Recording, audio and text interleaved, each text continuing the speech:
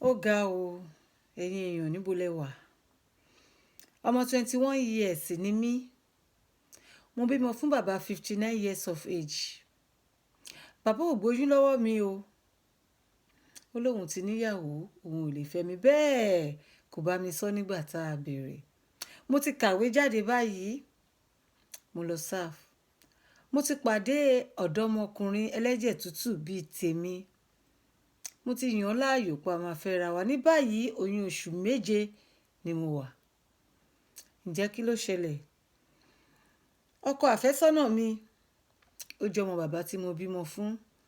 Ẹ gbà mí, ẹ rà mí kalẹ̀.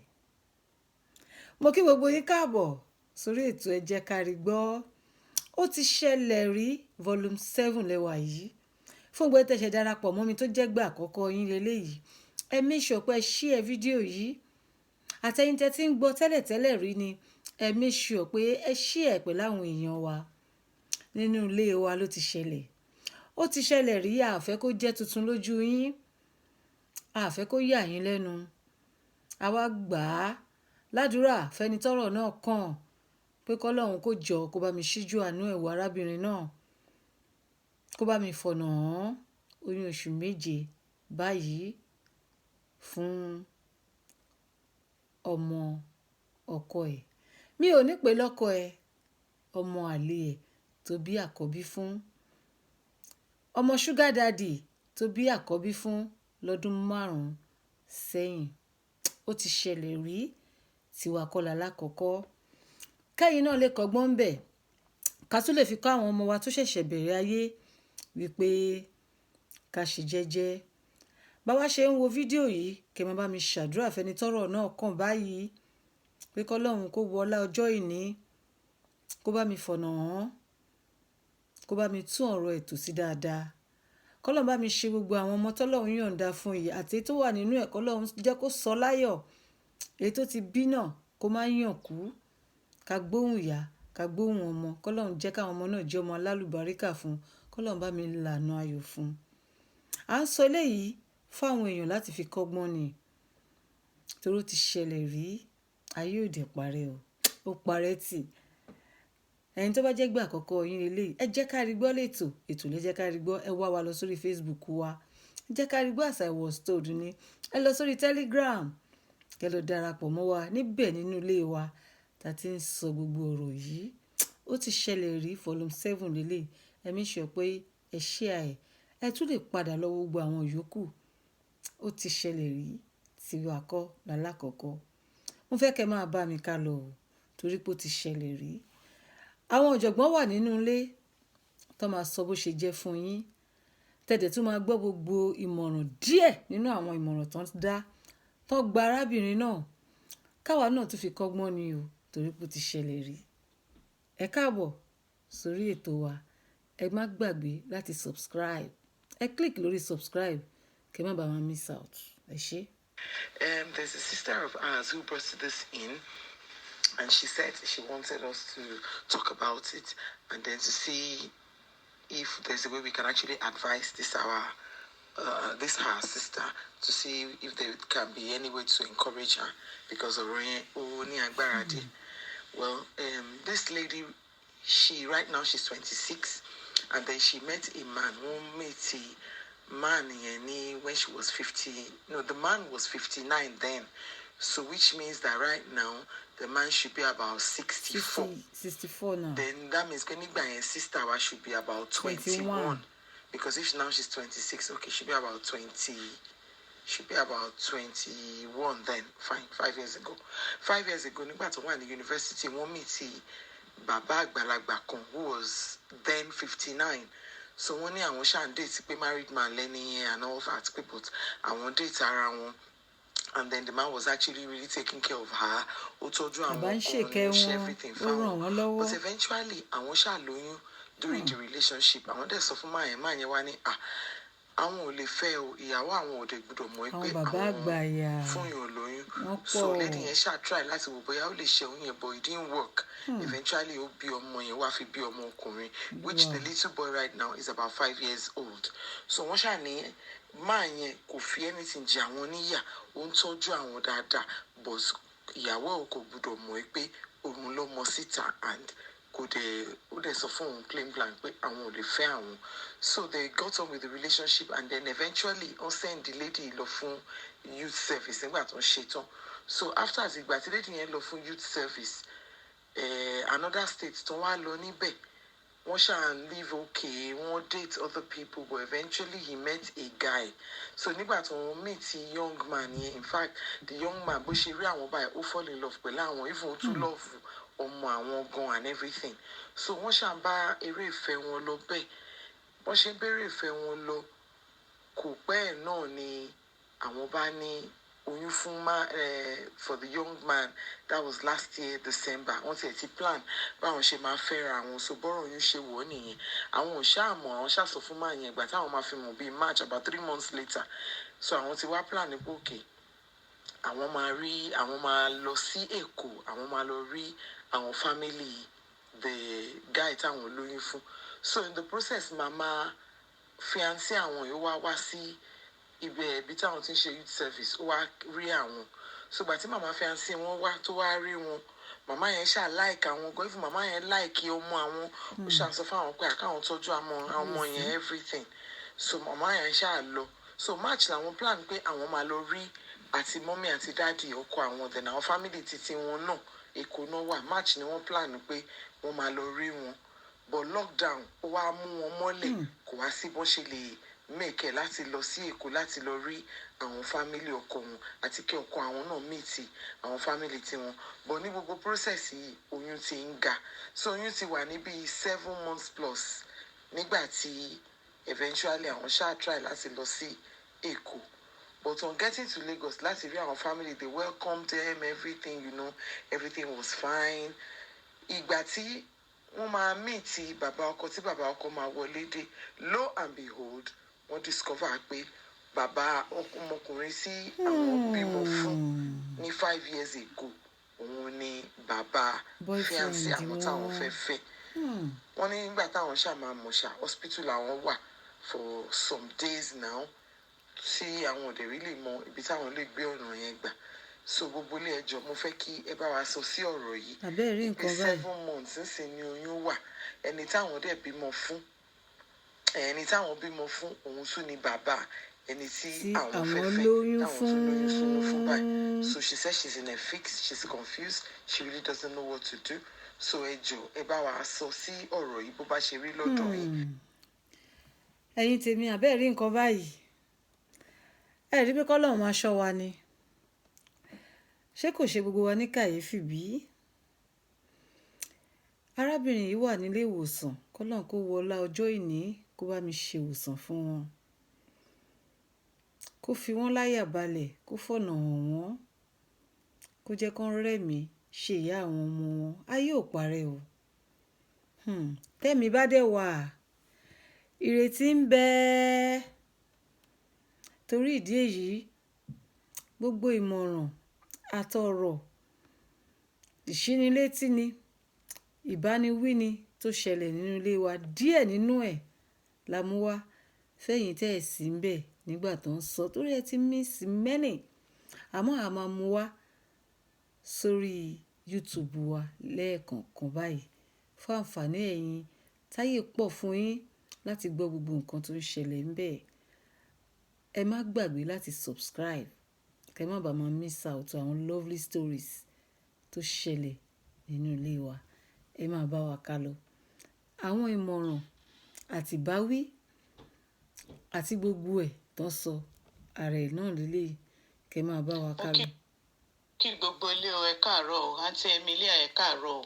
Mo fẹ́ sọ díẹ̀ sí ọ̀rọ̀ tí ẹ mú wá yìí. Ọmọbìnrin tó jẹ́ pé ìgbà tó ti wà ní school at 21 ló ti ń fẹ́ sugar daddy. Ó fẹ́ sugar daddy, ó lọ lóyún fún. Ṣó fẹ́ dalé ẹ̀rú ni? Ó ṣe yẹn, ó mú jẹ, ó ń tọ́jú ẹ̀, ó wá kàwé tán, ó lọ ṣe service, ó pàdé younger man. Instead kò study ẹ̀ dáadáa, àbí kò mọ family ẹ̀, kóun náà mọ family ẹ̀, oyún ló fẹ́ fi dè mọ́lẹ̀. Ó ṣe a lot of mistakes. Well, ó ti ṣẹlẹ̀ o. Nǹkan tẹ́mi kàn máa sọ fún ni pé kó má fẹ́ ọmọkùnrin yẹn, kó rọra rìn síwájú pẹ̀lú àwọn ọmọ ẹ̀. Ó ti jèrè ọmọ méjì báyìí. Ó tiẹ̀ kú oríire, àwọn ọmọ méjèèjì á máa jẹ́ surname kan náà. Ó kú oríire náà. Kó fi àwọn fámílì yẹn sílẹ̀ kó má dàbẹ̀rù o, torí ó ti fẹ́ bàbá, ó ti fẹ́ ọmọ. Ìgbà tó bá jókòó síbẹ̀ tó ń fa ọ̀rọ̀ yẹn lọ, tó ń fà bọ̀, ìyá ọmọ yẹn náà á gbọ́ pé ọkọ òun ló bímọ fún, wàhálà àdì rẹpẹtẹ. Kó rọra fa àwọn fámílì yẹn lẹ̀, kóun náà rìn síwájú, kó dẹ̀ lọ tẹpá mọ́ṣẹ́. Ọlọ́run á jẹ́ kó ríṣẹ́ tó dáa tó máa fi tọ́jú àwọn ọmọ yẹn. Nǹkan tèmi lè sọ nìyẹn o, kò sí nǹkan kan tó lè ṣe ju pé kó fi àwọn àti bàbá àtọmọ kó fi wọ́n lẹ̀. Mọ́mì wa yìí gba tí wọ́n sọ tí wọ́n níwọ̀nba ṣókí. Wọ́n ní kò sí nǹkan tárábìnrin lè ṣe lẹ́yìn kó fi bàbá àtọmọ sílẹ̀ tí ó ti bímọ fáwọn méjèèjì. Bọ́n ṣe rò ó lọ́dọ̀ tiwọn òun nìyẹn. Ẹ jẹ́ ká tún máa tẹ̀síwájú. Kí làwọn náà tún sọ ń bí o? Ẹ jẹ́ ká gbọ́ ti mọ́mì wa yìí náà. Hello gbogbo ilé, ẹ káàárọ̀ o, ẹ káàsán, ẹ káalẹ́, àpò gbogbo ìta bá wà, àpò ojúmọ́, àwọn tó yìn sùn àsùn jí o, ní wàá ṣàánú fún wa o, ẹkùnjọ́ mẹ́ta ẹkú àtótónu orí ọ̀rọ̀ tí mọ̀mí Emily àmúwọlé ní kí n dá sí. Ọlọ́run ṣàánú o, ìyẹn 20 ọdún ló máa ń gbóná fẹlifẹli nígbà míì. Gbogbo ẹni tí èèyàn bá rìn láyé yìí, èèyàn máa ń rìnrìn ọmọ tí wọ́n kọ́, ọmọ tó dẹ̀ farabalẹ̀. Àǹtí èyí ti rìnrìn Aristo láti lè wá. The age difference is so much. So mi mọ́ tọ́mọ 21 years mama dé ti 59 years bàbá. Torí owó, torí nǹkan ayé, torí àti rówó ṣe bó ṣe fẹ́ ṣe ní yunifásitì. Àsìkò kéré tí wàá dé báyìí fún wọn. Bàbá gangan tó ń fẹ́ tí bàbá ò fẹ́ kíyàwó ẹ̀ mọ̀ nílé. Bàbá gan ti rìnrìn àgbèrè. Òṣì. Ìyàwó tí ò fẹ́ kó mọ̀ nílé ń sìn báyìí, ìgbà wo ni ìyàwó ilé ò ní mọ̀ sí? Wọ́n ti di dandan báyìí, wọ́n ti bímọ méjì. Ìrìn tí sísá yìí ti rìn láti ilẹ̀ yìí, ìrìn tí ò tiẹ̀ lẹ́tọ̀ọ́ rárá. Ìrìn tí ò, in fact, Ọlọ́run á ṣàánú ẹ̀. Ọlọ́run á ṣàánú yín o sísá. Ohun tó ṣẹlẹ̀ ni pé nísìn tí ó dẹ̀ ti lóyún, tóyún ti wà ní 7 months. Kò sí ọ̀nà àbáyọ kankan bẹ̀ ju pé ó máa bímọ ẹ̀ náà lọ. Ó ti bímọ, ó máa bímọ yìí, náà ti single mother ni, because kò sí bí bọ̀bọ̀ yìí ṣe máa accept pé n tó ti bímọ fún bàbá òun tí bàbá òun ti fẹ́ rí ló máa jẹ́ ìyàwó òun, tí màmá ẹ̀ máa wá accept wípé ó ti bímọ rí, ó wá gbà sílé. Ìyẹn bẹ́ẹ̀. Bàbá dẹ̀ rèé, kò sí bàbá ṣe fẹ́ hide gbogbo ohun tó ń ṣe yìí, àṣírí bàbá yìí máa tú sí. Kò dẹ̀ sí bọ́mọ yìí ṣe fẹ́ bàbá yìí tí ọkàn ẹ̀ máa clear pé inú relationship tó ń wọ̀ yìí báyìí òun máa wà òkè inú ẹ̀ torí iṣẹ́ àṣepamọ́ tó ti ṣe. Òyìnbó àwọn nínú ìrìn àjò ẹ̀. And again, òun fẹ́ yàn, o ò béèrè àwọn parents ẹ̀, o ò tiẹ̀ wo nínú picture. Òun dẹ̀ mọ ọmọ tí wọ́n bí síbòmíì. Ìwọ dẹ̀ deem it fit láti mọ àwọn tó bí lọ́mọ. Even through picture. Yeah, this is my dad, this is my mom. Ṣé ń gbọ́? Ó tó di pé màmá yẹn gan owó mi tẹ̀. Ṣé ń gbọ́? Èèyàn ṣe máa ń lọ lóru relationship bẹ́ẹ̀. Wọ́n ní kò dáa. Ìwọ ẹ̀tọ́ ẹ̀ tó ti lè fi sọ fún pé wọ ọmọ tiẹ̀ rẹ̀ tó fi hàn tó mọ ọmọ ẹ̀. Ẹ̀tọ́ ẹ̀ láti mọ àwọn parents bọ̀bọ̀ yìí now for a whole year in youth service. Ó tó di pé pandemic yìí gan bẹ̀rẹ̀. Kò sí pé bóyá o tiẹ̀ travel wá mọ àwọn pé jẹ́ ń wá mọ àwọn parents ẹ̀ o. Kò ṣáà ń ṣe pé inú gbogbo ẹ̀ náà kí pandemic tó dé, kò ṣe pé bóyá kò travel or whatever. Téèyàn dẹ̀ tún kí ẹ mọ́lẹ̀ tó mọ ilé tó mọ̀nà bí bàbá náà ṣe kí mọ́lẹ̀ ń jọ sí ọmọ náà tún ṣe same thing. Láì ṣe pé bóyá ẹ mọ ẹbí, ẹ mọ ará, ẹ mọ nǹkan kan. No introduction, nothing whatsoever. Lágbára. Ọlọ́run á jẹ́ kí ara wọn tètè yá lọ hospital o. Kò sí nǹkan tán lè ṣe sí ọ̀rọ̀ yìí o. Lẹ́yìn pé kó bímọ, kó gba kámú pé òun ti di single mother nìyẹn. kó máa lọ tọ́mọ ẹ̀ bọ́lọ̀ ń bá ṣe tó bá di jọ́ míì tán tún mìtọ̀ ọkùnrin wọ́n á mọ ọkùnrin délédélé kó tó di pé wọ́n tiẹ̀ máa láwọn ń tẹ́dílẹ̀ fọkùnrin pé whatever táwọn fẹ́ ṣe. I'm sorry to say that. And you even had sex with an unprotected sex. Okay. You have it with that man and you still continue with mistake tó ti ṣe tẹ́lẹ̀ ó tún continue láti kó you didn't tiẹ̀ learn lesson yẹn rárá ẹ tún ṣe unprotected sex with the boy again. má ṣe o. ǹtẹ́ bá ní kí bàbá má gbọ́ bàbá náà ló máa padà parí ẹ̀ ìgbà wo làwọn pẹ́rẹ́ǹtì ìgbà wo ni màmá ọmọ ò ní gbọ́n sìn. ó ti ṣọ́ọ̀jù. bàbá gan sìn báyìí ẹ ti ríra yín bẹ̀ so kò sí nǹkan tí bàbá ò lè ever gbà torí ó ti ń sọ pé òun fẹ́ kílé òun dàrú bàbá tí ò fẹ́ kílé ẹ̀ dàrú tó dẹ̀ lọ ṣe unprotected sex níta tó lọ pẹ́ ẹgbẹ́ ọmọ ẹ̀ lájọṣepọ̀ níta tọmọ tún bímọ tó ò tún lè sọ fún ìyàwó ẹ̀ pé ọmọ kan bímọ fún mi níta o kò tiẹ̀ jẹ́wọ́ kò ṣòótọ́. ó ga bàbá tí ò fẹ́ kílé dàrú ṣé lè wá ti dàrú báyìí ohun ta ní kí wọ́n má gbọ́ gbogbo ayé ti wá gbọ́ báyìí. Bàbá tí ò sọ níjọ́ kìíní àná wípé òun ṣàṣemáṣe níta tó fi pamọ́ fún ìyàwó ẹ̀ ṣọmọ wọn ò ti bá wọn lọ mú wálé báyìí ọmọ wọn ti bá wọn lọ gbé ọmọ wọn wálé ọmọ wọn ló lọ gbé ọmọ wọn wálé ó tún wá mú ẹni tó bímọ fún wọn náà ó tún fún lánàá one ó wá di ọmọ méjì náà máa gbé wálé wọn ẹ̀rọ ta ní kí bàbá má gbọ́ bàbá náà ló máa parí ẹ̀ ìyá tí wọn ò fẹ́ kó gbọ́ níjọ́ kìíní àná òun náà ló máa gbọ́. Tẹ́ bá gbọ́ nǹkan tí mọ́mì wa sọ wọ́n mẹ́ṣọ̀ ẹ̀ níbẹ̀ pé wọ́n ní ká jí ká má sùn kí n tó sọ nǹkan kan ẹ jẹ́ ká tún gbọ́ nǹkan tí àwọn mọ́mì wa kan náà tún sọ nínú ilé wa náà ti sọ ó pọ̀ gan bẹ́ẹ̀ mo kàn mú méjì péré wá fún yín ni kẹ́yìn náà kọ́gbọ́n bẹ́ẹ̀ torí ó ti ṣẹlẹ̀ rí ni tiwa kọ́lá lákọ̀ọ́kọ́ ó yìí máa tún ṣẹlẹ̀ lọ́la tá a bá ṣọ́ra ẹ kàn mí sọ pé ẹ share fídíò yìí ẹ jẹ́ káwọn èèyàn learn from it kẹ́dẹ̀ rántí láti subscribe kẹ́ má bàa máa miss out ó ti ṣẹlẹ̀ rí volume 7 lélẹ́yìí ẹ padà lọ kẹ́ lọ wo gbogbo àwọn yòókù torí ẹ ti miss gan-an ni ẹ share ẹ fáwọn èèyàn. ẹ káàárọ̀ o ẹ káàsán ẹ káalẹ́ a kú bójú ọjọ́ ṣe rí o ní gbogbo tá a wà a kú atótónu lórí ètò yìí o àjíǹde ara ọmọ jẹ́. àmín.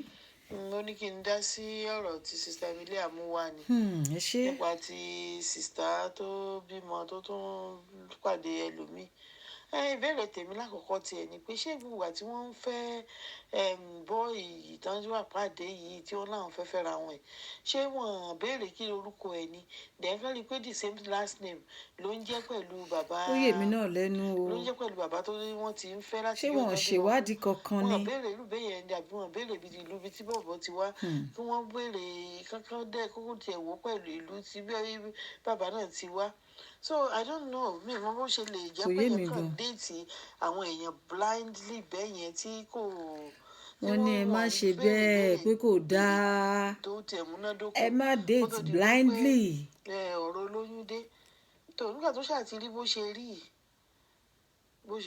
ó rí bó ṣe rí wọ́n ní láti pe bàbá o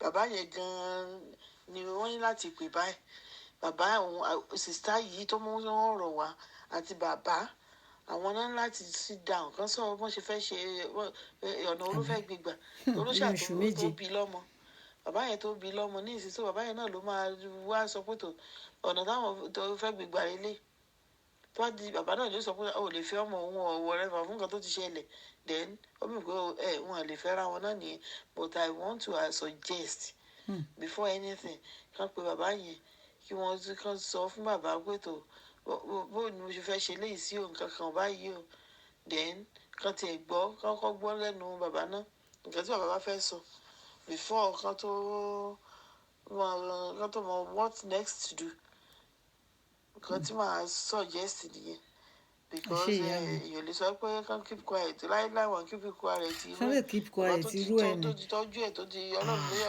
ọdún mẹ́wàá náà ti ó tọ́jú alákọ̀ọ́kọ́ fọdún márùn-ún so náà ti bu ara wọn jù yẹn lọ so wọn kì í ṣe nǹkan náà lè sweep under the carpet but I think the first approach is to call the baba kan ní bàbá mo fẹ́ ṣe mo bímọ fún yín mo tún ti lóyún fọ́mọ yín ó tán ọ̀nà wo ni mo fẹ́ gbélé mo ìgbà bímọ fún yín mo tún lóyún fọ́mọ yín. torí àgbàlagbà ni àwọn náà dẹ̀ ti wọ́n lè jẹ́ bàbá fún so wọ́n á lè rí i pé ok kí la ti fẹ́ ṣe ọ̀rọ̀ bàbá wọn ni ẹ yanjú ọ̀rọ̀ out of infidelity adultery òun ló ṣe lọ tẹ̀lé ẹni ẹ̀ kì í ṣe pé bóyá kò fẹ́ kíìpù home ẹ̀ ó fẹ́ kíìpù home ẹ̀ ojú kòkòrò ló fà fẹ́kúfẹ́ àkíndé dúró sójú kan òun ló mú bàbá yẹn lọ tún lọ mọ́ bá ẹgbẹ́ ọmọ inú ẹ̀ jáde yẹn so definitely ó máa á ní nǹkan kan tá a fẹ́ sọ tó máa jẹ́ lasting solution sọ̀rọ̀ ẹ̀ torí kò ní fẹ́ kí ìyàwó òun mọ̀ láyé ẹ̀ pé òun lọ́mọ kan síta so definitely ó máa mú ó á lè sọ kankan tó máa jẹ́ leading way to solving this issue but ó bá jẹ́ pé ẹni tó súnmọ́ èmi ní ìlú nǹkan bá ìṣẹ̀lẹ̀ sí mo sọ́rí a jẹ́ pé kò lè fẹ́ any of them nìyẹn kó lọ́ra jókòó sí àyè kó mọ tọ́jú àwọn ọmọ méjèèjì omi kò bí ọjọ́ bí ìrìn àjò ayé tiẹ̀ bó ṣe rí nìyẹn.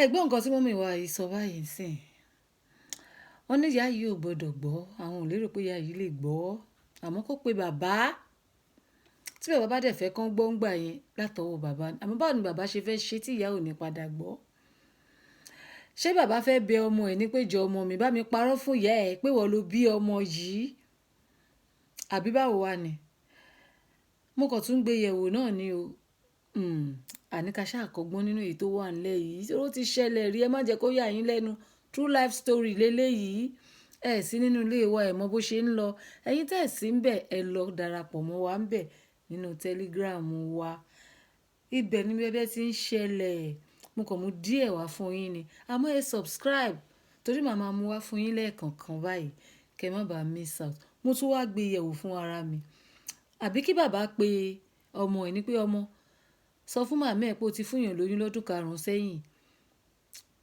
ó dẹ̀ gbòṣègbè ọmọ wa ni ó tún ti lóyún èmi má fẹ́ o ṣàkàn sọ pé wọ́n ló bí méjèèjì kó dẹ̀ ya san mílíọ̀nù sí fọ́mọ ẹ̀ káṣírí bò kí màmá má gbọ́ àbí ká tún sọ fún arábìnrin wa ni àbẹ́ ẹ mọ bàbá ni tẹ bá mọ bàbá ẹ bá wa sọ fún bàbá pé jẹ́ ká rí gbọ́ ti ní ọgbọ́n tó fẹ́ dá fún wọn o a lè bá wọn bẹ ọmọ wọn kọ́mọ wọn bá kí wọn up lọ́dọ̀ mọ́mì kí mọ́mì má bàa bínú àbí bẹ́ẹ̀ kọ́ ẹ fẹ́ kí mọ́mì bínú àmọ́ ẹ̀ ń jápo kiri láì prevent ara yín mọ́mì ti gbé lè ọ̀rọ̀ ta ní kí bàbá má gbọ́ bàbá ń kọ́ ló máa parí ẹ̀ nígbà tá a tún wá tẹ̀síwájú tá a wá fòfẹ̀rẹ̀ a tún gbọ́ ohùn mọ́mì wa kan bí ẹ má bá mi kà lọ.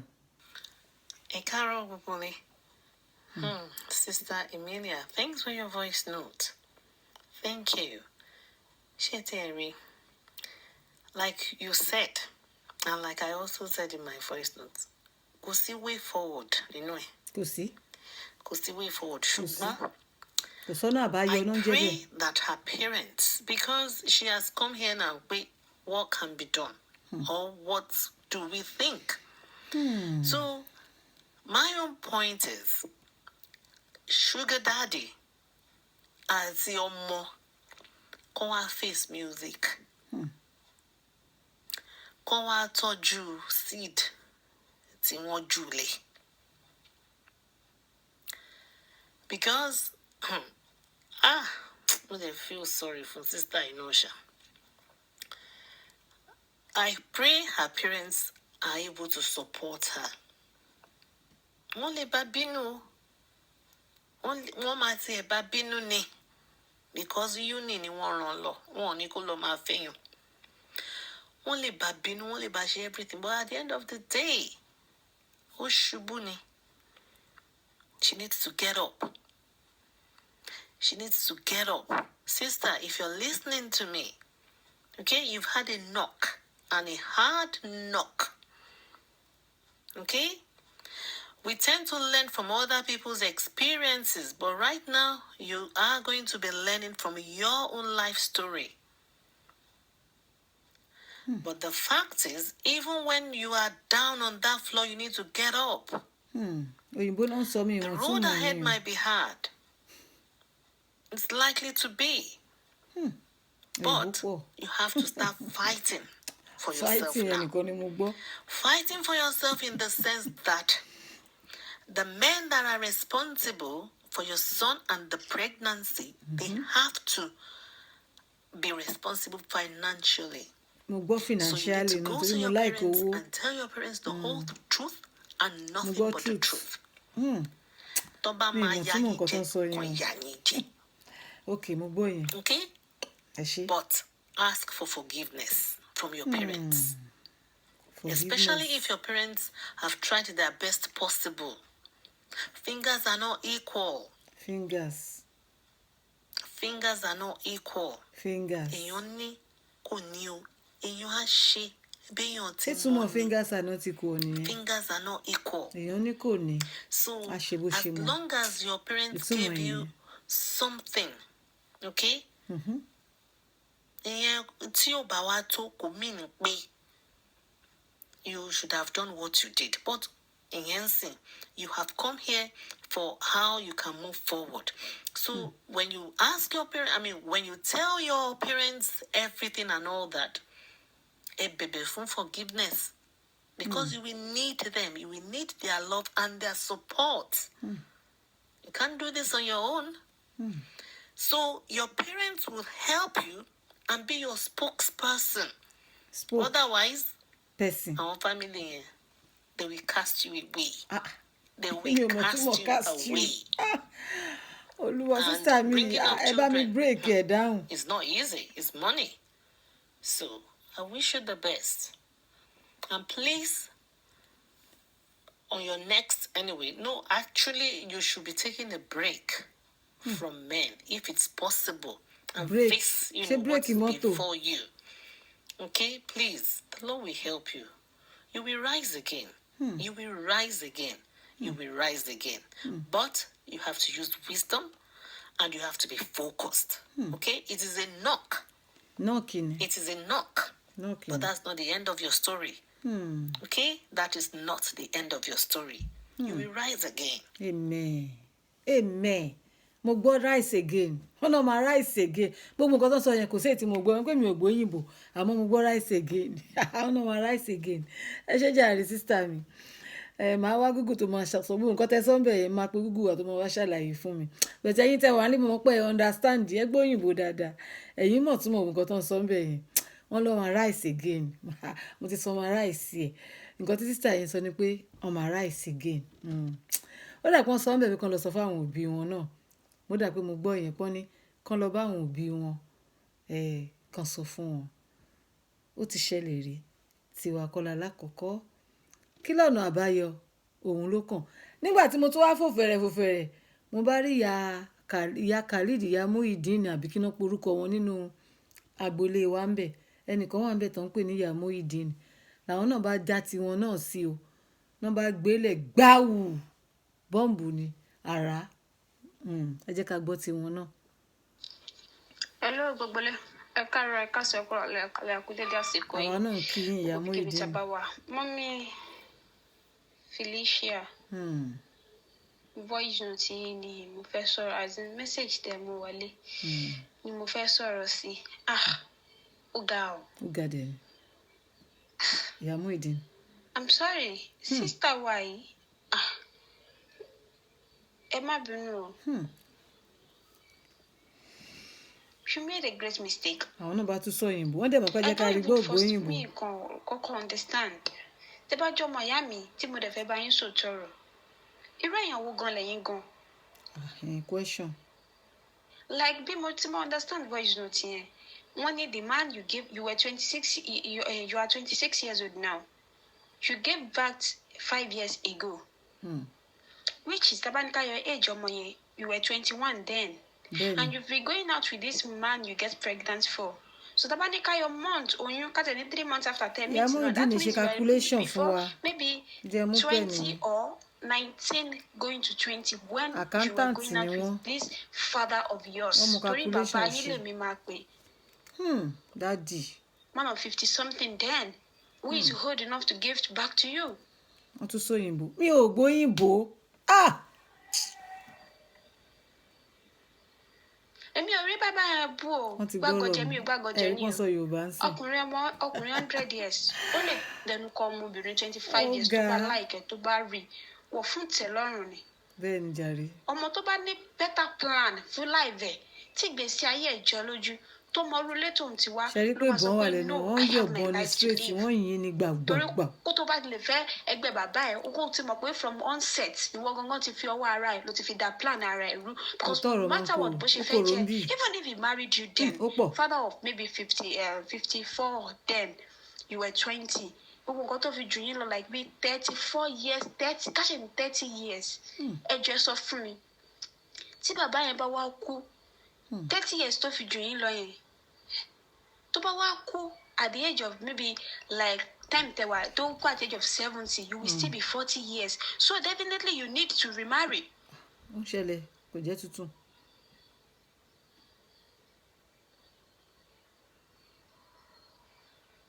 abẹ́ ti bínú ni. Why are we doing this to ourselves? okay. We youth of nowadays, why don't we look before we leap? Why do we just like to always destroy our future from the onset? àní ẹyẹ sọ òyìnbó mi ò Why? gbóyìnbó. When we have a lot of things ahead of us, ẹ ti ń jẹ́ kí when inú we máa have bí a mi lot o. of bright futures, when we have brighter futures, if we know what we are doing. You are an educated someone you were sent to school with by your parents. Ṣé àwọn òbí tó ròyàn ní school ṣé wọn mọ̀ pé àwọn máa Now we are struggle? talking. Well, I can't say to that aspect because àìmọye ọmọ tó jẹ́ pé kò sí nǹkan tó need tí wọ́n fún gan tó dẹ̀ ṣe ń tẹ̀lé sugar daddy. So Wọ́n sọ bẹ́ẹ̀ náà. I can't just go to that aspect. ẹ ṣe jàre. It may not be because of money. You may be doing it because you want to belong. ìyá onímọ̀ I want to ìdí ni. date I'm a big man. I want to be in a high class with my friend. Bẹ́ẹ̀ Yes, ni, ó ẹ parọ́. máa ń fà fọ́pọ̀lọpọ̀. Why are we doing this to ourselves, my dear sister? Why do you do this to yourself?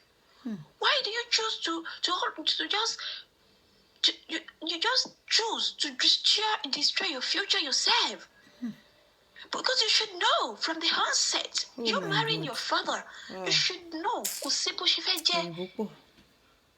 No matter what, no matter how long he may live, by the time tí bàbá yẹn máa fi lọ, àfi tó bá jẹ́ pé bí ó darúgbó kùjẹkùjẹ lóko, Lágbára Ọlọ́run, and you máa are at your darúgbó. 70, 10. But you being at your 40 something, trust me, you will need to remarry.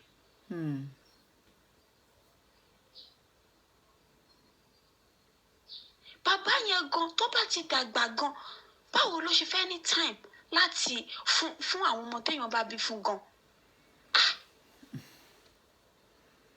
ayé ń ṣerú ẹ̀.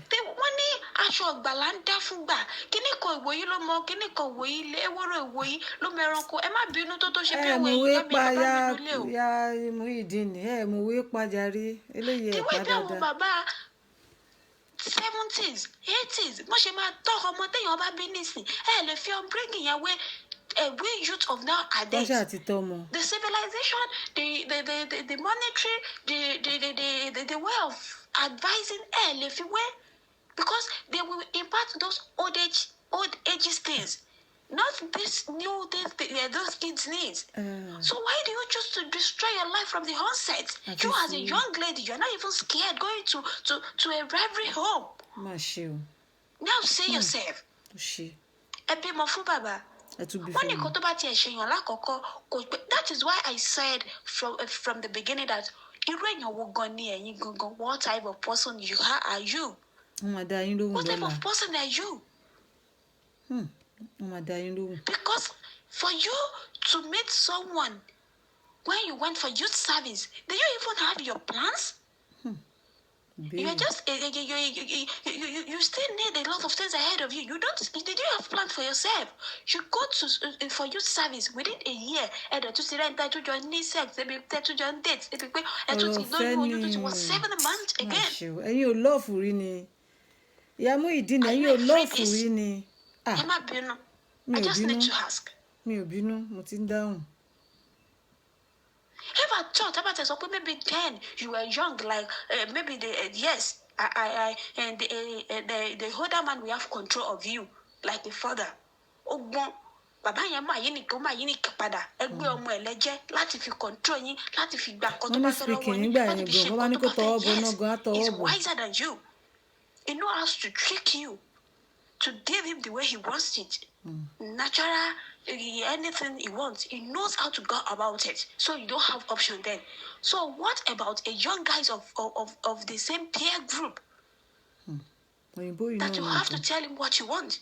Definitely you'll be able to tell him, no, I don't want this, I want that.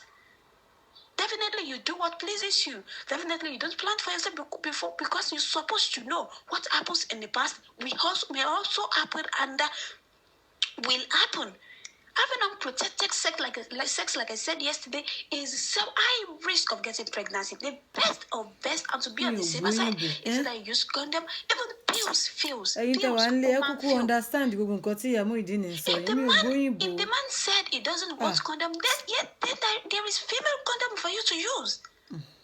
No, go show me. Even not, it doesn't prevent only unwanted pregnancy. It prevents diseases. Even spiritually, it helps. Ẹni tó bá fẹ́ fi nǹkan bá ìsùn, anything tó bá fẹ́ discharge sínú ara ẹ̀, nínú condom ló máa discharge ẹ̀ sí. Wọ́n sọ Yorùbá So mo why gbọ́ are we yẹn. ladies of nowadays doing this to ourselves? Why do we choose to just destroy our future ourselves? Now you've put yourself in life trauma, Oh my God. life agony. How will you be happy seeing those kids? I'm not sure. How will you be happy seeing those kids? 2 kids from the same father. Yes, they are from the same father. Really? Because téèyàn bá bímọ tán náà, bàbá ọkọ yàn indirectly nílẹ̀ Yorùbá, bàbá ọkọ yàn ló ní ọmọ. Ọmọ ni gbogbo yín, àtọkọ àti ìyàwó àtọmọ tẹbí, ọmọ lẹjẹ fún bàbá yẹn. Definitely, 2 kids from the same father, from the same blood. I'm telling you, is either you go home and explain to your parents or elderly person from your home and they follow you there. If you go alone, they're going to cast you. I'm telling you. Bàbá yẹn àfarigádé bíi pé a fẹ́ lè máa gbéyàn ṣe, a fẹ́ lè máa gbé yín jẹ́ pé why do you do this to me? Ó fẹ́ dalé mi rú. Lòun tún choose láti dàrin àjọ ọmọ òun rú. Ọlọ́mọ jẹ́ kí bàbá fògùn arábìnrin yìí wẹ́lọ̀. Ṣé máa sọ pé nǹkan tí èèyàn bá ti ń ṣe, téèyàn bá ti mọ̀ pé wọn ò gbọ́dọ̀ bá òun bẹ̀ kó ṣe nǹkan gidi. Gbogbo nǹkan téèyàn bá ń ṣe láyè kéèyàn máa rò pé tó bá ṣe fún mi ṣó máa tẹ́ mi lọ́rùn, ṣé inú mi máa dùn, tó bá ṣe fọ́mọ mi ṣó máa tẹ́ mi lọ́rùn, ṣé torí tí bàbá yẹn bá rò bẹ́ẹ̀ ni he wants so low Ó lè ní to bàbá. date you. Bí mi tiẹ̀ gbóyìnbó tẹ sọ yẹn, ó lè ní bàbá. Wọ́n máa ń sọ pé àwọn fẹ́ fi don't you know the meaning of what those old men are doing? They are using you to replace the blood. Blood. They are using you. Bí wọ́n máa sọ pé ẹ̀jẹ̀ tútù àwọn fi ra gbígbóná. Ìtumọ̀ òyìnbó tẹ sọ nìyẹn. You serve as as exercise for them. You serve as exercise machine because the way they're going to be on their wife kò bẹ́ẹ̀ kọ́ náà bó ṣe máa ṣe lórí àwọn ìyàwó wọn kọ́ ló máa ṣe lórí Ó yín. bá parí. So they see you as the instrument for exercise. Because sex on its own, when you do it in a normal way, aside from enjoyment, is an exercise. The body system will calm everything will go to normal places. That is what they are using you for. Ìyá Muyideen. So why don't you be wise? Why do you choose to be fool? By letting them destroy your life, your future. Now tell me, who is the loser? Ìbéèrè ńlá. Even if they want to wreck you, they may collect the 2 kids from you. Ló bá Because they will tán. see you as someone who doesn't come from a good home. Ló bá parí. Ẹni tí nǹkan tí ẹ ti ṣẹlẹ̀ sí lákọ̀ọ́kọ́, you should think pé nǹkan tó ṣẹlẹ̀ sí mi tó sọ mí the first single mother, I don't want it anymore. So we must do the Ìyẹn la fẹ́ necessary kẹ́ things. kọ́gbọ́n ń Why bẹ̀. don't you think even those young guys, they are at risk of them rejecting the pregnancy? Tó bá tiẹ̀ kọ́ oyún gan, what do you want to do? You don't know where he comes from. Tó bá jẹ́ àkúdàáyà nǹkan. Tó bá tiẹ̀ Why fún are yín we lóyún tó children sá of lọ ń nowadays like kọ́. this? Why? Wọ́n ní why? Kò sí ṣíṣe kò sáì ṣe o. The best thing for you is to find elderly someone to go and explain to them. You can't do that all alone. If you don't want them to tear you into pieces, Ló bá parí. you can't do that all alone. Mo gbọ́ pieces And mi you ò have gbọ́ no yòókù o. choice. Tẹ́ bá ti bímọ fún ọmọ náà tán, kò sí wàhálà ni mo ṣe ní kẹ́ lọ wá àgbàlagbà tó máa lọ bá yín settle ẹ̀ àwọn yẹn náà máa mọ bó ṣe máa sọ iye tó máa fi ránṣẹ́ sáwọn ọmọ if they don't collect those kids from you if they don't collect those kids from wọ́n dẹ̀ you burú pẹ̀lú láti gbọmọ lọ́wọ́ èèyàn and ṣẹ́jú replan kan your péré. life it's never too late until it's over it's never too late. Ẹ ṣe ìyá onímọ̀ ìdìn. You just serve. Is that the end of education? Ó súnmọ́. When you have a lot of things ahead of you, when you have a lot of degrees ahead of you, Bẹ́ẹ̀ni. why don't we even think and Wọ́n think ṣe about onímọ̀ your ìdìn. ritual? Why don't you think about the unborn kids, unborn children? Why don't you even think about paying our parents back? Pé ìyá mi, bàbá mi, wàhálà tẹ́ ṣe lórí mi. It's not easy to sponsor a child in a higher institution. It's not an easy thing. Primary, It's not secondary, an easy task. nursery, So secondary, why are we doing primary, this to gbogbo ẹ̀ ourselves? Why are dé we doing this to our yunifásitì. parents? Ìgbà tó bí bá ti wá ń fọkàn balẹ̀ pé ọmọ mi ti tásìkò tó máa ti sọ pé òun fẹ́ èèyàn fẹ́ jẹun ọmọ, then you come with something that's going to destroy your life. You turn yourself to liability to the parent again. Má ṣe o. Tó lágbára. Why? Ẹyin tèmi wọ́n ní why. Wọ́n ní why. Why wọ́n ní ká má ṣe bẹ́ẹ̀ mọ́, ó ti ṣẹlẹ̀ rí leléyìí. Ẹ subscribe.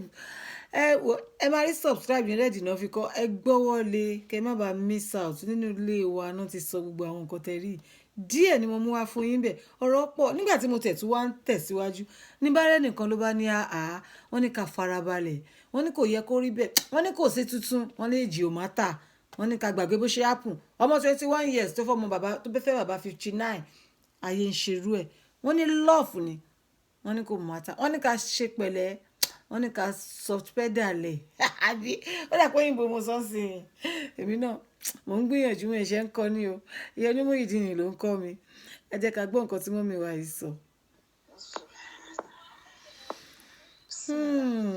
Hello, ẹ káàsán o, ẹ Yes, ma. káàárọ̀, ẹ káalẹ́, ẹ kúrọ̀lẹ́ Yes, o, ma. ní aláyọ̀. Mo story sísá wa yìí tí wọ́n lóyún fún bàbá àti ọmọ o. dá sí. bàbá at Sister 59. Bàbá tẹ́ fẹ́ tó jù yín lọ, ẹ ṣe mistake o. Yes ma. Age is not matter. Kò mátà Age don't mean anything. kò mean anything Truth to God. bẹ́ẹ̀ ni Age don't, when there's love. ìfẹ́ ni Tí ìfẹ́ bá ti 21 to 59 ìfẹ́ tún ni kù. nothing So everything is okay. ó fine. And the bàbá ẹ̀ lè máa dá lẹ́bi because. wọ́n ní dádì wọ́n lẹ́yìn ilẹ̀ ẹ̀dá Ìgbà tí lady lóyún tán ni bàbá ẹ̀ ṣẹ̀ wá ń sọ fún ní báwo lẹ ṣe mọ̀ òun ò foyún òun ò ní fẹ́. Báwo lẹ ṣe ìyàwó mọ̀ òun gbọ́dọ̀ mú. pé Ká ní bàbá ẹ̀ ti sọ fún wọn ò sọ fún láti ilẹ̀ I know she's Pé kò not dumb. a dumb. She's not a dumb. ó lè pa àǹtí she's wọ́n mọ arábìnrin She yẹn rí will protect herself. wọ́n mọ arábìnrin Ìgbà yẹn tó rí lóyún ẹ jẹ́ tán ń ni pọ̀ bàbá sí ẹ̀ ẹ̀ ni bàbá ẹ̀ ṣe. ẹni tó sọ̀rọ̀ yìí ó dà pé wọ́n mọ àǹtí yẹn rí because wọ́n sọ exactly bó ṣe rí wọ́n ní kò sí tuntun tọmọ 21 bá fẹ́ bàbá 59 wọ́n ní kò ṣe tuntun wọ́n tún sọ torí pé wọ́n mọ̀ pé bàbá yẹn ò sọ fún ní bìgínì pé òun ò ní fẹ́ wọ́n nígbà tó lóyún tán bàbá yẹn ṣẹ̀ṣẹ̀ sọ fún pé òun ò ní fẹ́ wọ́n ní bàbá yẹn kò sọ ní bìgínì mọ́mì ṣé wàá ń bẹ̀ báwo lẹ ṣe mọ̀ pé wọn ò sọ fún ní bìgínì pé mo níyàwó mo lọ́mọ báwo lẹ ṣe mọ̀ àbí àǹtí yẹn náà sọ fún yín ni wọ́n tún sọ mọ́mì tún sọ wípé àwọn mọ̀ pé àǹtí yẹn ò dump wọn ò dump rárá wọn ń ṣọ̀dẹ̀ wọn náà smart gan wọn smart gan mistake ló wáyé náà tún fi fẹ́ lòmíì wọn ò tún notice àwọn nǹkan tó yẹ kán notice náà tún fi lóyún èmi ẹ jẹ́ ká gbọ́rọ̀ mọ́mì wa dáadáa.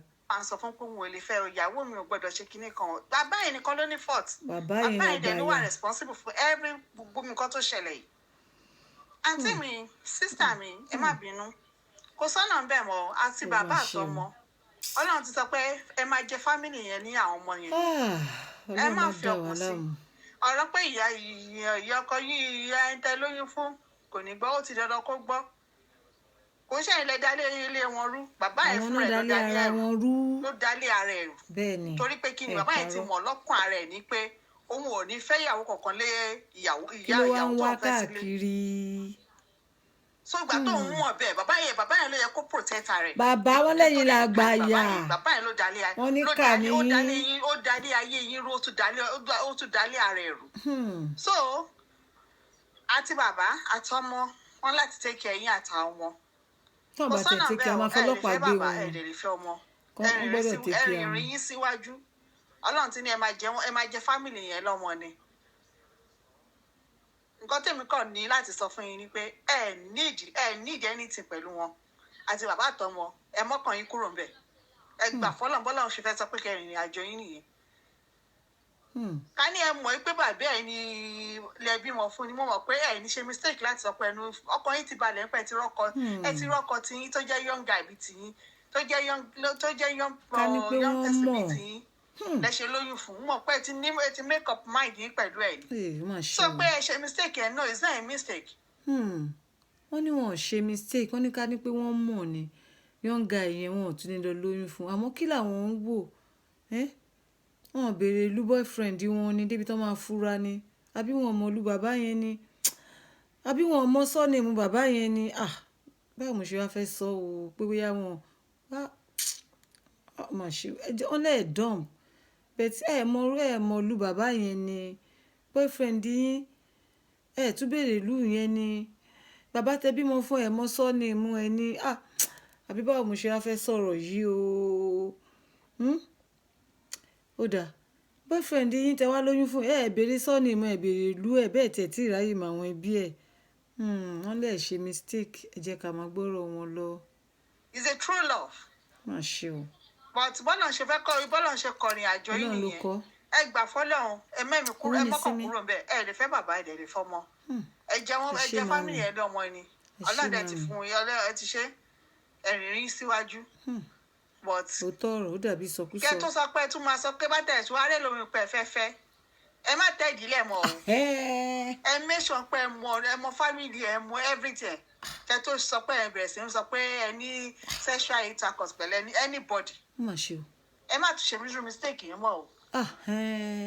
mọ́mí wa yìí sọ̀rọ̀ ilẹ̀kùn wọn fa wọn mọ́ra wọn fọwọ́ ra wọn lórí wọn wá sòótọ́ ọ̀rọ̀ fún wọn wọn ní ẹ má ṣe bẹ́ẹ̀ mọ́ o dump bẹ̀tán kan correct ni pé ẹ má ṣe bẹ́ẹ̀ mọ́ ẹ make sure kẹ́ tó tẹ̀dílẹ̀ fọkùnrin ẹ make sure pé ẹ ṣe finding sí yín dáadáa ẹ make sure pé ẹ ready kẹ́ tó ready wọ́n wá advice yín ọ̀rọ̀ gidi dẹ̀ náà sọ wọ́n ní ẹ pọ̀n síwájú ẹ pọ̀n sókè ìrajà kẹ́ ṣọ́ra ẹ jẹ́ ká tún gbọ́ nǹkan sí àwọn ọmọ mi wa kan tún sọ nínú ilé wa náà ṣì ni orí ètò ti ṣẹlẹ̀ rí lẹ wá wà yìí ẹ subscribe sí channel wa ẹ rántí ẹ lọ subscribe torí wọn máa wáyé ní gbogbo ìgbà kẹ́ má bàa miss out. Hello sister. Mo gbọ́ voice note yín yìí. Èmi náà gbọ́. Ẹ kú ọpọlọ. Orí wa ò ní dàrú lágbára Ọlọ́run. Àmín. Ṣe rí ọ̀rọ̀ tó wà níbi ọ̀rọ̀ yìí ẹ má jẹ́ ká tan ara wa jẹ rárá. Ẹ má jẹ́ ká fi sentiment bọ̀rọ̀ yìí o. Ẹ jẹ́ ká pe spade ní spade. Call a spade a spade. Ẹ understand mi. Lórí pé age ò matter. Age ò matter fẹ́lòmíì but at the same time ẹ má jẹ́ ká parọ́ fúnra wa. Ìyàtọ̀ tó wà láàrin bàbá àti ọmọ yẹn ó pọ̀ o. 21 àti 59. Ṣé ní gbogbo nǹkan tá à ń ṣe nínú bíbá ẹ̀ a fi ń kọ́ra wa lẹ́kọ̀ọ́ ni adé tún fi máa kọ́ àwọn ọmọ wa a fi máa kọ́ àwọn tí wọ́n bá ń bọ̀ lẹ́yìn wípé bílẹ̀ ayé ṣe rí lélẹ̀ ẹni tó bá ti ṣe mistake wọ́n lẹ́ni tó jìn sí kòtò òun ló kó ará yòókù lọ́gbọ́n. Ẹ gbọ́ ni lady yẹn lòun wà ní 21 years bàbá yẹn wà ní 59 years ẹnu wo ni bàbá yẹn fi sọ fún wípé kóun máa fẹ́ tí lady yẹn tí ẹ̀rù ò bà òun náà láti sọ wípé òkè àbíta lèèyàn fẹ́ máa fẹ́ rèèyàn tí èèyàn fẹ́ máa gbowó lọ́wọ́ ẹ̀ tí ò ní báyàn sùn lady yẹn ó lè jẹ́ last born bàbá yẹn bó ṣe wà yẹn ó lè jẹ́ àbígbẹ̀yìn bàbá yẹn bàbá tá à ń sọ yìí ó lè ju bàbá tó bí lady yìí lọ so ẹ má jẹ́ ká tanra wa jẹ o torí gbogbo nǹkan tá à ń ṣe níbí báyìí ẹ̀kọ́ la wá kọ́ nínú ilé ẹ jẹ́ ká rí gbọ́ bàbá lady yìí ó lè má tó bàbá tá à ń sọ yìí in the first instance kò yẹ kí lady yìí gbà fún bàbá yẹn ẹ jẹ́ ká wá gbà wípé òkè o kádàrá ò gbógun ọlọ́run kádàrá wípé bó ṣe máa bẹ̀rẹ̀ ìrìn àjò ayé tiẹ̀ nìyẹn even gan bóyá bàbá òun gan àti lady yìí gan bóyá wọn ò fẹ́ra wọn lọ títí gan tó fi lóyún fún un bó ṣe jẹ́ wípé òun àti ọmọ bàbá gan ò pẹ́ tán fi fẹ́ra wọn tó fi dípò lóyún oyún ti lóyún oṣù méje how many months ni wọ́n fi jọ court tó fi gbóyún oṣù méje ìbéèrè yẹn mi ní lè dáhùn mà. sọ̀rọ̀ mi yé yín èmi ń reply yín lórí ọ̀rọ̀ yìí nítorí wípé nǹkan tí ò dáa kò dáa ẹ má jẹ́ ká acknowledge nǹkan tí ò dáa nǹkan tí ò dáa kò lórúkọ méjì kò dáa ló ń jẹ́ kákan wo solution òun làǹtí ìbá wa so gbogbo ìmọ̀ràn tí kálukú wa bá lè fún un ká fún un ni ìbẹ̀rẹ̀ ṣé ẹ̀yin nìsín ẹ lè gbà kọ́mọ tí yín kó mú ẹni tó bàbá kọ́mọ yín éèjì yẹn kó wá lọ mú bàbá 60 years wálé níyàwó lọ́kọ pípẹ́ ni tó ń fẹ́ nìyẹn. ṣé mi lẹ ń béèrè lọ́wọ́ ẹ̀ mà. nǹkan tá a fi gbọ́dọ̀ pé spade ni spade nìyẹn. ṣé mi lẹ ń béèrè lọ́wọ́ ẹ̀ mi ò lè gbà. ẹ tún wá sọ wípé ẹ má bínú pé mo ta kò yín o ẹ má bínú o èmi kàn rí wípé àwa akẹ́kọ̀ọ́ bí ni mi kì í mi láìkí kéèyàn máa fọwọ́ borọ́ lójú mi láìkí ẹ̀ rárá àtọ̀. ìsojú abẹ́ ń kó. ẹ tún wá sọ wípé bàbá yẹn gangan ni ò dáa ẹ tún wá sọ wípé ẹni bàbá yẹn ni ò dáa bàbá yẹn kò sẹ́ni tó sọ pé bàbá yẹn dáa bàbá yẹn ti ń ṣe tipẹ́ eléyìí tó ṣẹlẹ̀ yìí báyìí lẹ́yìn ṣe mọ̀ kó ti ń ṣe tipẹ́. possibility wa kí bàbá yẹn ti máa ṣe bẹ́ẹ̀ káàkiri. okay possibility. eléyìí tó ṣẹlẹ̀ yìí kọ́lọ́hún mọ̀ fẹ́ fi jẹ́ níyà irú àwọn bàbá bẹ́ẹ̀ náà máa ń strict máwọn ọmọ tiwọn ó bí ọmọ tiẹ̀ ó torí pé ọmọ ọlọ́mọ òun fẹ́ máa fún ní tọ́rọ́kọ́bọ̀ ó balẹ̀ ayé ọmọ ọlọ́mọ jẹ́ kí ló dé tó fi lọ kọnu sí pé kó máa bá rú ọmọ yẹn sùn. ṣó ti yé yín so bàbá yẹn kò sẹ́ni kankan tó sọ pé bàbá yẹn dáa bàbá yẹn ò dáa kì í ṣe bàbá gidi. bàbá wọn lè dáa. ìjìyà ẹ̀ òun ló bọ́ sórí ọmọ bàbá yẹn torí wípé gbogbo ọjọ́kíjọ́ tọmọ bàbá yẹn tó bá ti ń rántí wípé ìyàwó tó bímọ fóun o ọmọ tó kọ́kọ́ bí láyé ẹ̀ bàbá òun ló bí fún sísá wẹ jókòó kẹ wo kíní dáadáa kíní èèwọ̀ gidi ni mi ì lè sọ pé nílẹ̀ Yorùbá nìkan gbogbo jọ́kíjọ́ tí ọmọ yẹn bá ti rántí pé ọmọ tó bímọ fóun o ọmọ tó kọ́kọ́ bí láyé ẹ̀ bàbá òun ló bí fún inú bọ̀bọ̀ yẹn máa bàjẹ́ sí bàbá ẹ̀ ní ṣáà mọ irú ìjìyà tọ́lọ́run fẹ́ fi jẹ bàbá yẹn tó fi jẹ́ pé kírú yẹn kó ṣẹlẹ̀ sínú ìdílé wọn irú eléyìí tó ṣẹlẹ̀ kọ́lọ́ má jẹ́ kó ṣẹlẹ̀ sínú ìdílé ẹnì kọ̀ọ̀kan wa. mo ṣàmì. so ṣé ní sísítà yẹn òun lèmi rí báwí jù bàbá bí bàbá ti gbàdájọ́ tiẹ̀ bó ṣe máa Ọlọ́run ló mọ irú ibi tó ti ṣẹ̀ tán ní wípé ẹ̀san ìyá rẹ̀ ń bẹ fún un. lédì yìí tí bàbá ìbá jẹ́ bàbá òṣì lédì yìí ló yẹ kóun fúnra rẹ̀ tóbi bá bíyàn èèyàn máa ń tún rẹ̀ bí ni lédì yìí ló yẹ kó jókòó tí bàbá bá tiẹ̀ kọnu sí pé òun fẹ́ máa fẹ́ ìfún gan kò yẹ kó torí owó gan ọmọ táwọn òbí ẹ̀ bí ṣé bàbá yẹn ló bí ni ṣé òun ló bá wọn fi sí yunifásitì ni ṣé bó dé yunifásitì ló pàdé bàbá yẹn àwọn òbí ẹ̀ tí wọ́n tiraka tí wọ́n rán láti nursery school títí wọ primary school títí tó fi jáde secondary tó fi wọ yunifásitì tó wá dé yunifásitì tó wá lọ ṣe I want to belong tó wá lọ ń fẹ́ bàbá àgbàlagbà nítorí owó ni torí mi ò lè sọ yí pé nítorí ìfẹ́ so kí ló nǹkan tó ṣẹlẹ̀ yìí kó má bàa ṣẹlẹ̀ mọ́ ká lè fi kọ́ra wa lẹ́kọ̀ọ́ ó nìkan tá à ń sọ ní inú bíbà.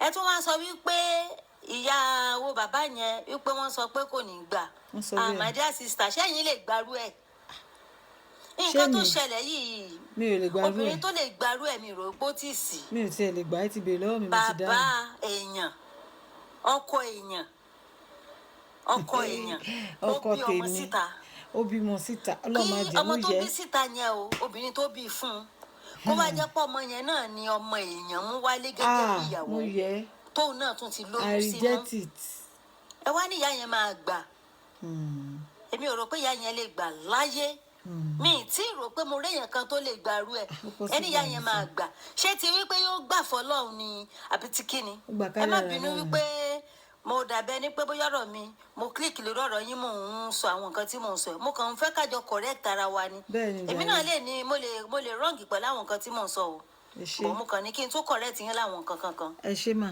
ṣé ìyá yẹn fẹ́ gbà fọ́lọ́run ni o wípé ẹni tó bímọ fọ́kọ òun òun ló tún bímọ fún ọmọ òun kádàrá ò ṣe kọ̀ láì gbà. àbí ká bá sísá yìí sọ̀rọ̀ bó bá ṣe fẹ́ move on life ẹ̀ eléyìí ti ṣẹlẹ̀ ó ti ṣẹlẹ̀ ó ti ṣẹlẹ̀. so kọ́lọ́n kò ṣe àforíjì ẹ̀ṣẹ̀ fún wọn àti gbogbo wa náà tá à ń sọ̀rọ̀ nínú ilé. àmín gbogbo kọ́lọ́n kó ṣàforíjì ẹ̀ṣẹ̀ fẹ́mi tí mò ń dá sí náà àtẹ̀yìn tẹ̀ ń gbọ́ kọ́lọ́n dárí ẹ̀ṣẹ̀ jì wá wọn ló ti ṣẹlẹ̀ rí ó ti ṣẹlẹ̀ rí tẹ́lẹ̀ ìkọlà alákọ̀ọ́kọ́ alẹ́ subscribe kẹ́ má bàa miss out ẹ tètè lọ sórí red button yẹn kẹ́ lọ tẹ subscribe kẹ́ má bàa miss out tó pẹ́ yẹ apọ̀n wọn ó kúnlẹ̀ jọ ń bẹ̀ máa máa yọ wá fún yín lẹ́yọ kọ̀ọ̀kan kẹ́ má bàa miss out àmọ́ ní báyìí mo tún fẹ́ kẹ́ tún gbọ́ nǹkan tí mọ́mì wa tún sọ ká tó máa lọlé mi ò lè kó gbogbo ẹ̀ wá o mo kàn mú méjì wá ní méjì péré náà ni mo ṣì mú méjì náà ṣì ní kò sí ju méjì lọ ẹ jẹ́ ká tún gbọ́lé ká tó máa lọ. bọ̀bọ̀ tí ó tún wá lóyún fún yìí ìgbà tí wọ́n ń fẹ́ra wọn ṣé wọ́n rí picture àní obìnrin yìí àní wọ́n fi carelessness bọ̀ ọ̀rọ̀ wọn ẹni tí wọ́n ń fẹ́ yìí guy tí wọ́n ń fẹ́ yìí wọn rí picture àwọn family. wọn rí picture àwọn family. wọn rí fọ́tò bàbá ẹ̀ wọn rí fọ́tò yẹn. wọn béèrè ibi tó ti jáde. guy yìí kò rí picture bàbá àtìyá títí wọn gẹ́gẹ́ rí. tó fi lóyún tó fi ń gorí wọn. at least ẹni tí wọ́n jọ ń friend ara wọn. wọn béèrè ibi tó ti jáde ìlú tó ti wá. ó yẹ kí àwọn ti fi fọ́tò ti bàbá tiwọn àti tìyá tiwọn hàn. wọn rí mà. àwọn ẹbí wọn kọ̀ọ̀kan bóyá àbúrò bóyá ẹ̀gbọ́n. wọn rí wọn ti jẹ́ kí bọ̀bọ̀ yìí mọ̀ ṣe àwọn ò rẹ́dì láti mẹ nìkan kan nípa bọ̀bọ̀ ẹ̀ rárá tí wọ́n ní pé wọ́n pàdé obìnrin ọkùnrin wọ́n dẹ̀ gbèdì sílẹ̀ fún ó dẹ̀ ń bá wọn sùn. ẹ má jẹ́ ká pe ààfin ẹ má jẹ́ ká pè léèbò nǹkan tí ò dáa kò dáa ẹ̀kọ́ la wá kọ́ra wa níbí báyìí. ṣé ń gbọ́ kọ́lọ́run kó má jẹ́ kí aburú kó ṣẹlẹ̀ sínú ilé ẹnì kọ̀ọ̀kan so wọ́n rí picture bẹ́yìn àwọn fámìlì ẹ̀yìn bọ̀bọ̀ ẹ̀ rí wọ́n béèrè nípa orúkọ wọ́n sọ wípé wọ́n gbàgbé kán béèrè orúkọ boyfriend wọn. a ti rí gbogbo picture pé ìyá boyfriend mi màmá ẹ̀ bàbá ẹ̀ ọmọ mi àti mọ. àní wọn béèrè orúkọ gan débi tó máa ń ronú pé sọ́ọ̀nìmù ẹ máa jọ tọmọ ilé yìí wọn dọ́ǹpù wọn kàn fẹ́ béèrè ni. tí ò dáa ni kò lórúkọ méjì kò dáa ló ń jẹ́. Dating because I'm not dating. Oh my God, oh my God, oh my God. Ẹ̀yin tèmi. Ó ní agbára. Máa play voice tó fẹ́ play fún yín kẹ́ farabalẹ̀ kẹ́ gbọ́ dáadáa. Last voice note tí mo fẹ́ play fún yín lórí ọ̀rọ̀ tá à ń sọ yìí òun ni. Ó kàn jẹ́ pé òyìnbó pọ̀ ni. Àmọ́ ṣe ni kẹ́ farabalẹ̀ kẹ́ gbọ́ nǹkan tó sọ. Màá wá fàsìkò yìí sọ fún mi pé mo tún ṣì ń padà bọ̀ láti mú àwọn ọlọ́kọ̀ọ́jọ̀kan wá fún yín.